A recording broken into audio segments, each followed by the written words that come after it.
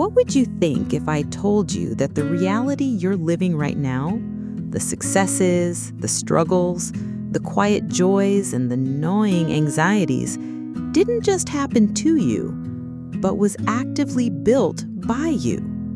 Not by your circumstances, not by luck, not even primarily by your actions in the world, but by something far more fundamental, far more intimate, happening moment by moment inside the private theater of your own mind.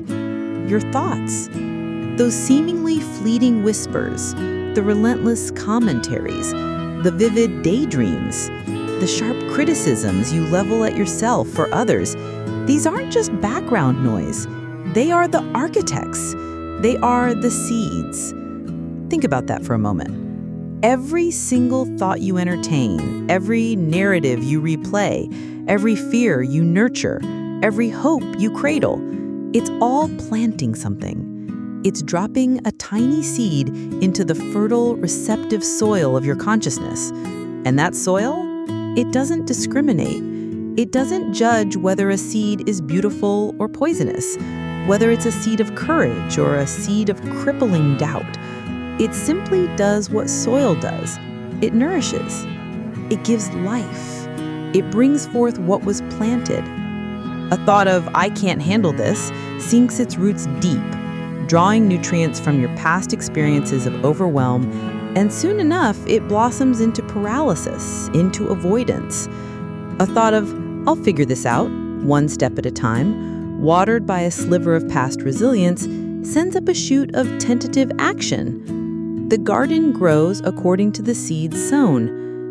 It's so easy to dismiss this, isn't it? To say, "But my thoughts are just reactions. Look at my real problems, my actual limitations." We point to the external landscape, the demanding job, the difficult relationship, the lack of resources, and believe that is the source of our feelings, our struggles. And yes, those things exist. They exert pressure. But pause. Where does the weight of that pressure truly register? Where does the story about what that pressure means for your future, your worth, your capabilities get written? It happens inside. It happens in the interpretation, in the narrative your mind spins around the bare facts. Two people face the same setback. One sees an insurmountable wall, proof of their inadequacy, and shrinks back, defeated. The other sees a challenging obstacle, an opportunity to learn and adapt, and begins looking for a way over, around, or through. The external event might be identical. The internal landscape, the garden cultivated by their dominant thoughts, dictates the radically different harvests of experience. This isn't about naive positivity. It's not about slapping a smiley face sticker on genuine pain or pretending darkness doesn't exist. The garden has seasons. Storms come. Weeds grow with terrifying speed. But understanding this principle, you become what you think, is about taking radical responsibility for your inner landscape. It's about recognizing that while you might not control every gust of wind or every weed seed blown in from a neighbor's plot, you hold the trowel. You choose, moment by moment, which seeds you deliberately plant and nurture, and which weeds you diligently, patiently pull out. So let's walk into this garden together, right now, not as landscapers arriving with grandiose blueprints, but as curious observers first. What does yours look like in this season? Close your eyes for just a breath. What's growing most vigorously? Is it a vibrant bed of "I am capable, I am learning, this too shall pass"? Or are there thickets of "I'm not enough, it's too hard, nothing ever works out," choking the light? Notice without judgment. Just see. Feel the texture of the soil. Is it rich and moist with self-compassion, or dry and cracked from constant self-criticism? Can you smell the faint scent of possibility, or the damp rot of regret? This isn't about shaming the state of your garden. It's about awareness. Because you cannot change what you refuse to see. This garden is your inner world, the very source from which your outer life springs. What seeds have you been tending, perhaps unknowingly?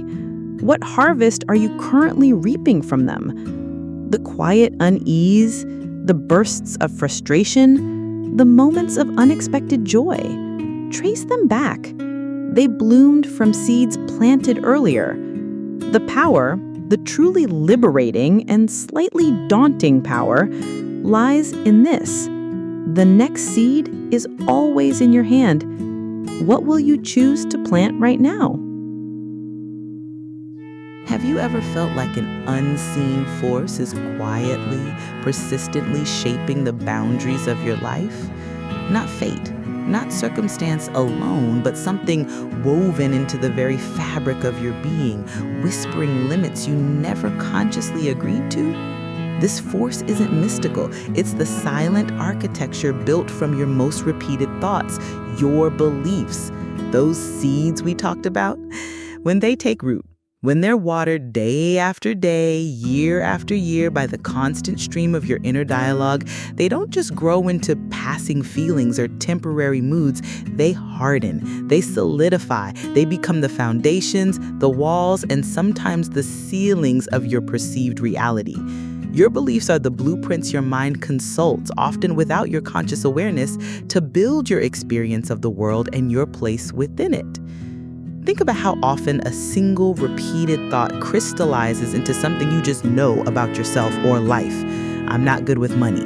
I'm terrible at relationships. I always mess things up when the pressure's on. People like me aren't meant for that kind of success. I'm just not a creative person. Where did these pronouncements come from?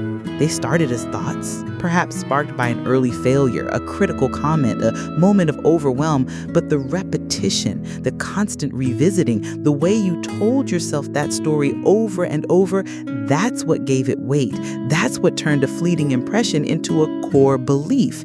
And once that belief is in place, it becomes a powerful filter. It dictates what you notice, how you interpret events, and crucially, what actions you feel are possible or permissible for you. Imagine walking into a room wearing tinted glasses. Everything you see is filtered through that hue. Beliefs work exactly like that. If you hold the deep-seated belief, I am unworthy of love, every interaction becomes evidence. A friend cancels plans, proof you're not worth their time. A compliment feels insincere, confirmation of your unlovability. A potential partner shows interest, they must be mistaken or have ulterior motives. You filter out anything that contradicts the belief and magnify anything that confirms it. The belief, built brick by brick from countless reinforcing thoughts, becomes the reality you inhabit. It shapes your choices. Perhaps you avoid intimacy, sabotage relationships before they get serious, or settle for far less than you desire simply because the belief dictates this is all you deserve. The thought became a belief, and the belief built a prison. This is the insidious power of our habitual thinking. It's not just about feeling down for a day. It's about constructing an entire inner world, a self-concept that dictates the trajectory of your outer life. The belief I'm not smart enough might stop you from applying for that dream job, taking that course, or even speaking up in a meeting. The belief it's too late for me can extinguish the spark of a new passion before it's even kindled. These beliefs become self-fulfilling prophecies, not because they are true, but because they are believed and therefore acted upon or not acted upon. Your actions align with your inner blueprint, reinforcing the very structure that confines you. But here's the turning point, the moment of profound power amidst what might feel like helplessness. If thoughts built these walls, then thoughts can dismantle them. Recognizing your beliefs as beliefs, not as immutable truths, is the first revolutionary act. It's pulling off the tinted glasses and realizing the world wasn't inherently that color. The lens was manufactured inside your own mind. This requires courageously honest self-observation. When you feel that familiar contraction, that sense of I can't, I shouldn't, or this is just how it is for me, pause. Ask yourself gently, what belief is whispering beneath this feeling? What story am I telling myself about myself or this situation that makes this feel like an absolute truth? This isn't about immediate forced positivity.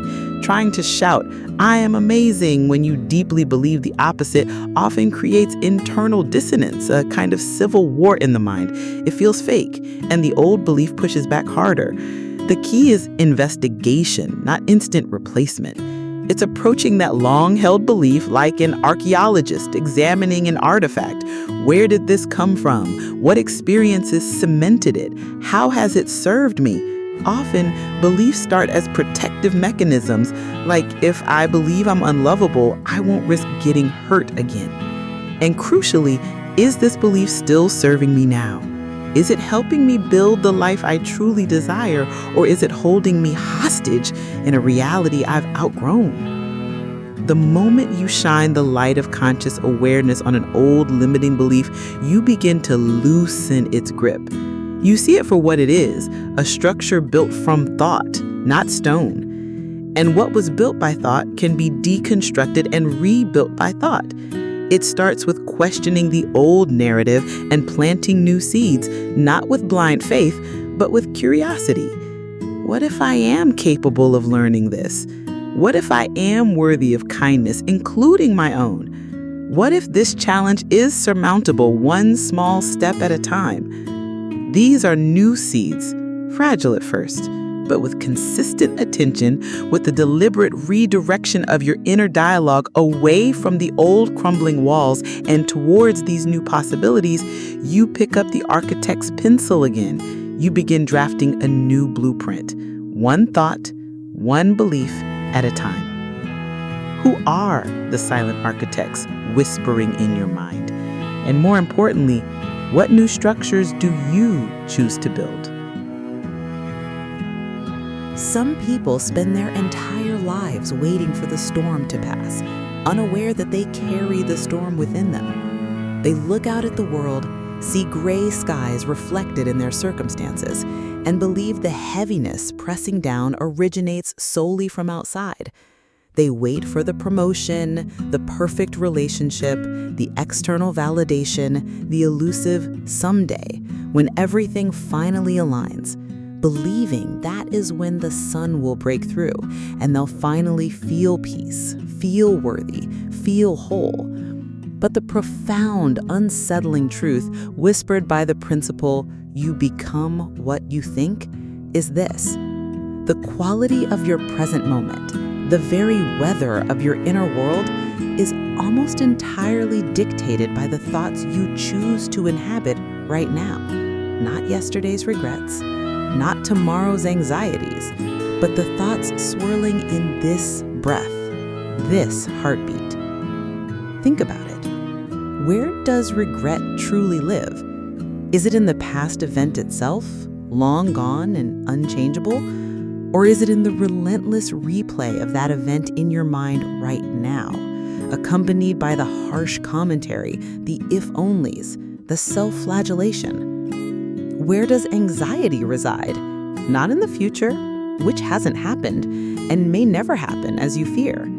It lives in the vivid, terrifying scenarios your mind constructs in this present moment, the catastrophic stories you tell yourself about what might be.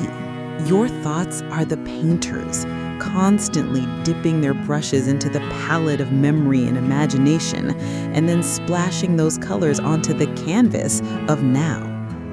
If you paint with dread, your now feels dark and threatening.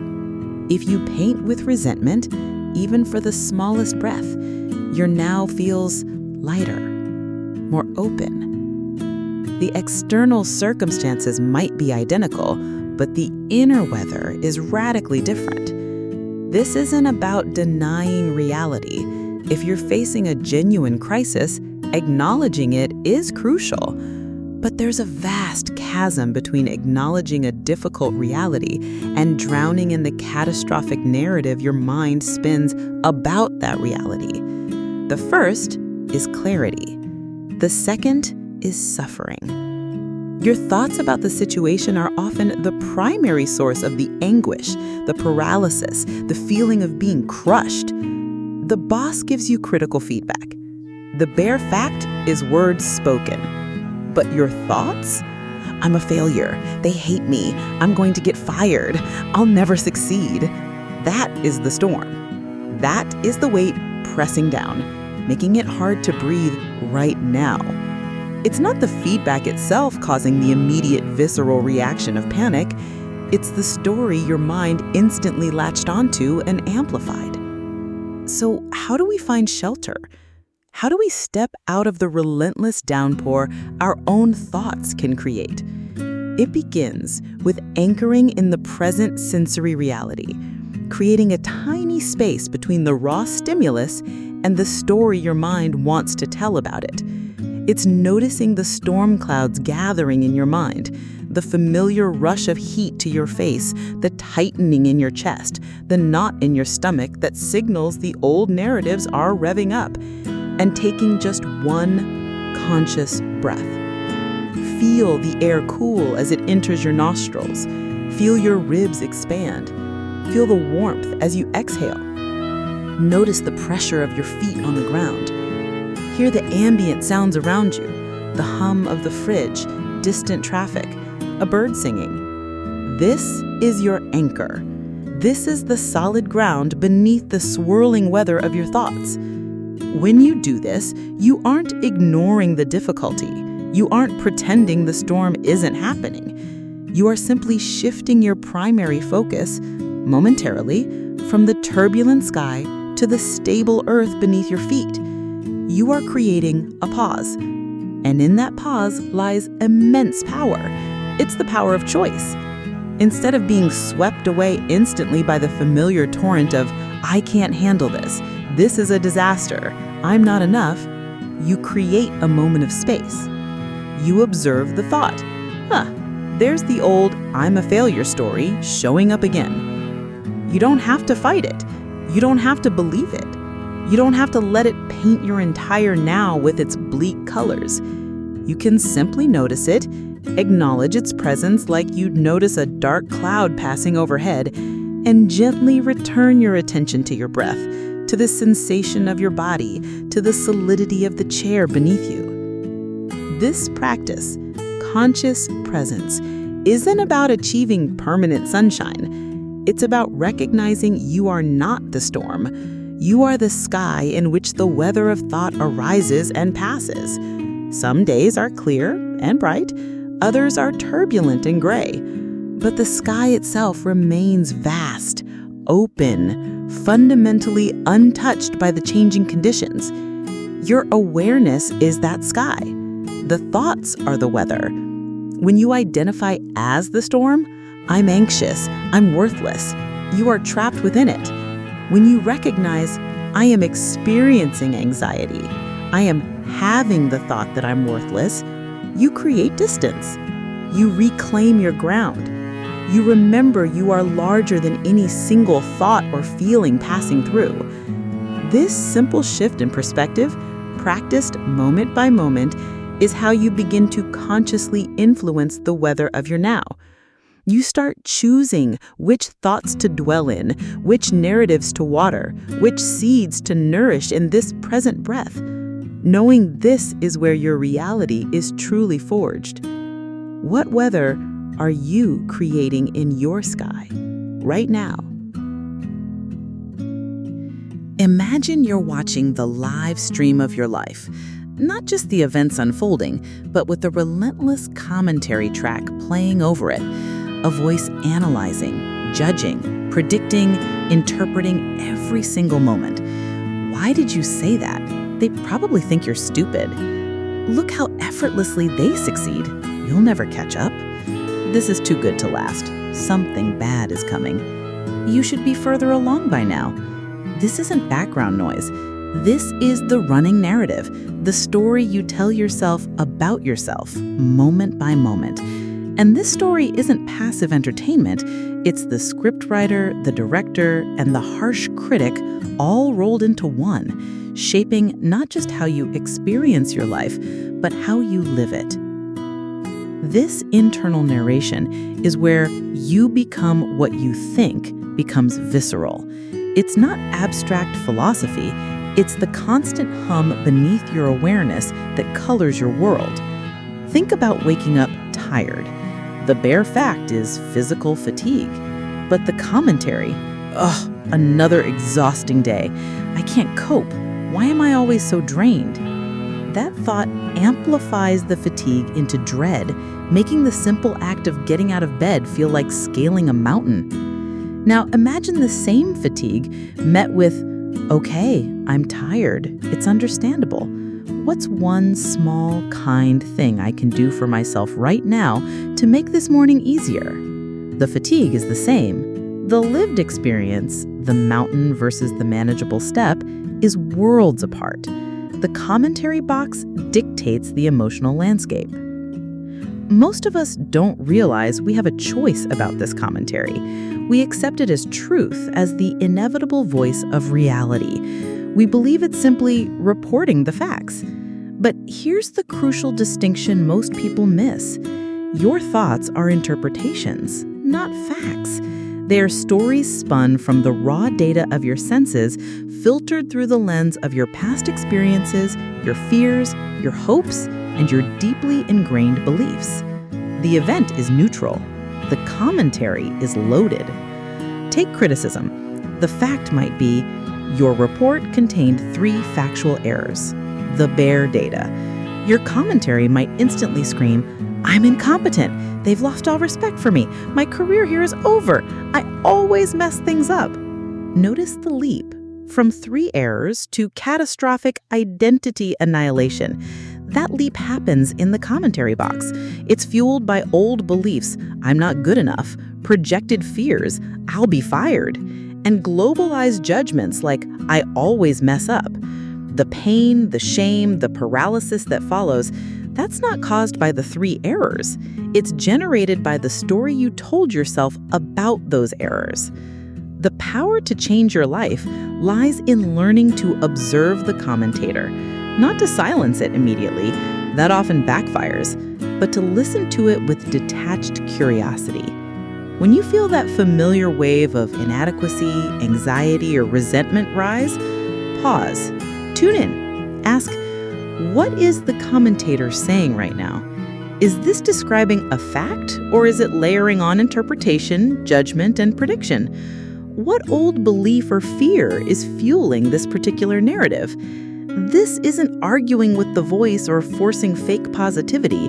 It's about shining a light on the storytelling mechanism itself. When you hear, you'll fail, just like last time, you don't have to believe it. You can acknowledge it. There's the fear of failure commentator. It's loud today because this project matters to me. Simply naming it, fear commentator, not good enough narrator, catastrophe predictor, robs it of some anonymous authority. It becomes a voice in your head, not the voice of truth. Once you see the story as a story, you gain agency. You can ask the most liberating question of all, is this story helping me? Is it moving me towards the person I want to be, the life I want to live? If the narrative is paralyzing you with fear, drowning you in shame, or fueling resentment, the answer is likely no. This is your cue to gently, deliberately rewrite the commentary. Rewriting isn't denial. It's conscious reframing. It's shifting from the catastrophic, I'll never get this right, to the curious, what's one small thing I can try differently? It's replacing the shaming, I'm so lazy for skipping the gym, with the compassionate, I needed rest today. I'll honor that and plan for movement tomorrow. It's trading the resentful, they always take me for granted, for the empowered, I feel undervalued. How can I communicate my needs clearly? This takes practice. The old commentator has had years, maybe decades of airtime. Its rants are familiar, almost comfortable in their painful predictability. The new narrative will feel awkward, fragile, like speaking a foreign language. But every time you consciously interrupt the old corrosive story and choose a narrative rooted in curiosity, compassion, or agency, even if you only believe it 10%, you weaken the old commentator's grip. You water a new seed. You tell your nervous system a different story about who you are and what's possible. And slowly, inevitably, your life begins to align with the new script. What's playing in your commentary box right now? And more importantly, are you ready to change the channel? Has this ever happened to you? You feel a familiar tightness, a constriction around your heart, a weight on your shoulders that isn't yours to carry.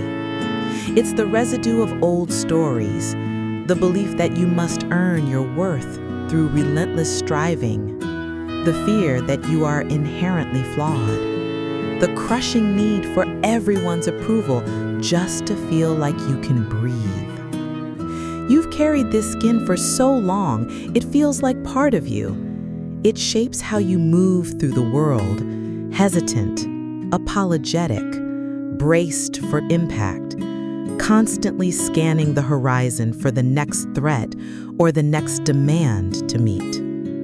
It's heavy, it's exhausting, and deep down beneath the layers of conditioned thought, a quiet voice whispers, "This isn't freedom. This isn't who I truly am." This is the final profound liberation promised by understanding you become what you think.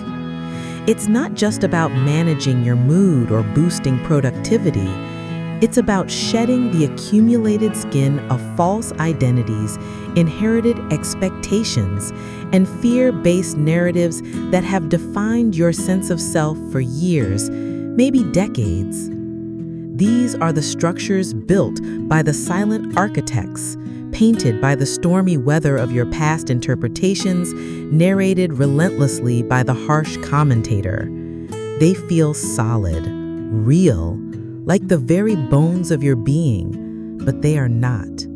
They are thought patterns hardened into habit, belief systems mistaken for truth. And just as a snake outgrows its skin, you have outgrown this. The process isn't violent. It's not about ripping or tearing. It's a gentle, persistent letting go. It begins with the radical realization cultivated in every section before this. You are not your thoughts. You are not the anxious predictions, the critical self-assessments, the limiting beliefs. You are the awareness that observes them. You are the vast, open sky that holds the weather.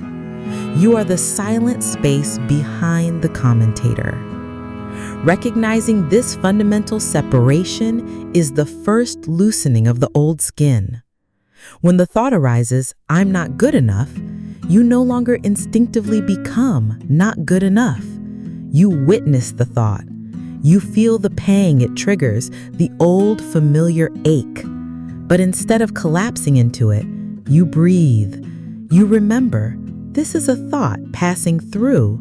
It is not the totality of me. It is an echo of an old story. This simple act of witnessing creates a sliver of space, and in that space, the constriction begins to ease. Liberation comes when you consciously stop feeding the old narratives. Every time you feel the pull to seek external validation to quiet the inner critic, and you pause instead, you loosen the skin. Every time the fear of judgment screams to silence your authentic voice, and you choose to speak your truth, however softly, you loosen the skin. Every time you feel the compulsive need to control outcomes, to appease the anxiety, and you consciously surrender to the next right step, trusting your capacity to handle what comes, you loosen the skin. It's the daily, moment-by-moment practice of choosing thoughts aligned with your inherent worth, your intrinsic capability, your fundamental right to peace right now, regardless of external circumstances. This shedding isn't about becoming someone else. It's about unbecoming everything you aren't. It's peeling away the layers of conditioning, the masks worn to please, the armor built for protection that now only imprisons you. It's letting the false self, the one built on shoulds, on comparison, on fear of rejection, crumble. What remains? Not a vacuum, but your essential self. The self that existed before the world told you who to be. The self connected to a deep wellspring of peace that doesn't fluctuate with approval or achievement.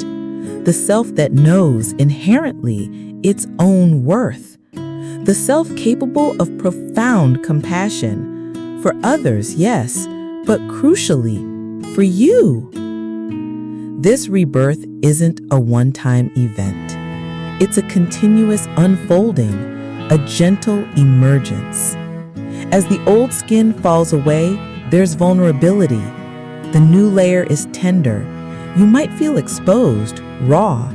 This is natural. You've lived within confines for so long, open space can feel unsettling. But breathe into it. This rawness isn't weakness, it's sensitivity. It's the capacity to feel life deeply again, the joy, the sorrow, the beauty, without the numbing buffer of the old defenses. It's the space where genuine connection, creativity, and courage can finally take root and flourish. You stand now, not defined by the past or frantic for the future, but anchored in the profound peace of your own presence. The commentary box may still chatter, but its volume is turned down.